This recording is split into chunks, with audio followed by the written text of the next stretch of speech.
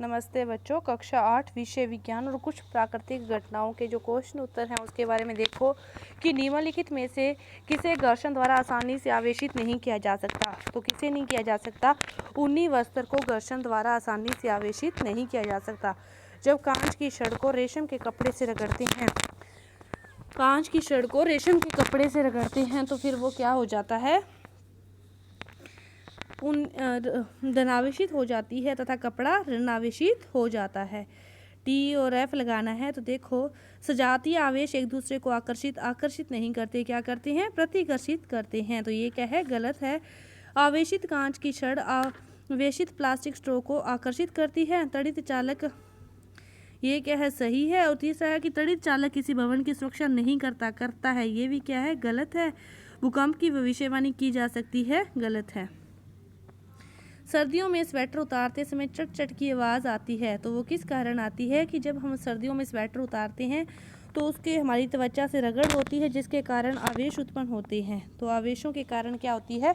चट चट की आवाज़ आती है। जब हम किसी आवेशित वस्तु को हाथ से छूते हैं तो अपना आवेश खो देती है। क्यों? कि जब हम किसी आवेशित वस्तु को छूते हैं तो उसका आवेश है वो हमारे शरीर से होकर पैरों से पृथ्वी में चला जाता है, पृथ्वी के अंदर चला जाता है, जिसे क्या कहते हैं? भूसंपर्कन कहते हैं। उस पैमाने का नाम लिखिए जिस पर भूकंपों की विनाशी ऊर्जा मापी जाती है। इस पैमाने पर किसी भूकंप की माप 3 है। क्या इसे भूकंप लेखी से रिकॉर्ड किया जा सकेगा? क्या इससे अधिक हानि होगी? तो रिक्टर पैमाने पर भूकंपों की विनाश ऊर्जा मापी जा सकती है।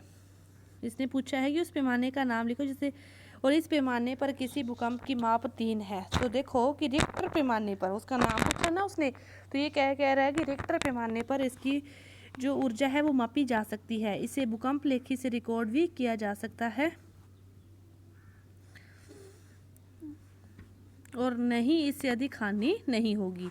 तड़ित से अपनी सुरक्षा के उपाय पूछ रहे हैं। तो अब यदि वाहन में हो तो खिड़की दरवाजे बंद कर लो, खुले क्षेत्र में हो तो जमीन पर सिमट कर बैठ जाओ और विद्युत तारों और धातु की चीज़ों को न छुओ, पानी को भी न छुओ।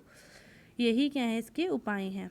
8वां क्वेश्चन कि आवेशित गुब्बारा दूसरे आवेशित गुब्बारे को प्रतिकर्षित करता है, क्योंकि सजातीय आवेश एक दूसरे को प्रतिकर्षित करते हैं, इसीलिए आवेशित गुब्बारा दूसरे आवेशित गुब्बारे को प्रतिकर्षित करता है। हम जानते हैं कि आवेशित वस्तु को आकर्षित करती है, इसीलिए अनावेशित जो गुब्बारा है वो दूसरे आवेशित गुब्बारे द्वारा आकर्षित होगा।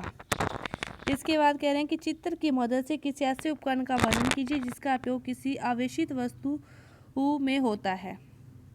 आप क्या लो कि एक खाली बोतल को बड़े से गत्ते से ढक दें और फिर गत्ते के बीच क्या कर दो? छेद करें।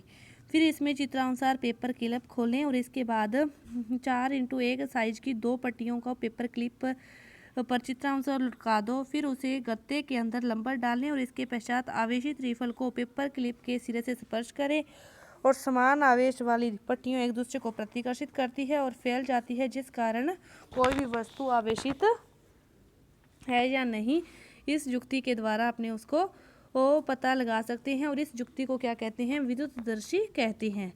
भारत के उन 3 राज्यों के नाम बताने, यहाँ पर भूकंप के झटके अधिक हैं। तो किस में है? राजस्थान, कश्मीर और गुजरात में है। मान लीजिए आप घर से बाहर जा रहे हैं, भूकंप के झटके लगते हैं, तो इसके लिए आपको बताया जा चुका है वो 3 उपाय करने हैं। और मौसम विभाग यह भविष्यवाणी करता है कि किसी निश्चित दिन तड़ी झंझावात की संभावना है। मान लीजिए उस दिन आपको बाहर जाना है, तो क्या आप छतरी लेकर जाएंगे?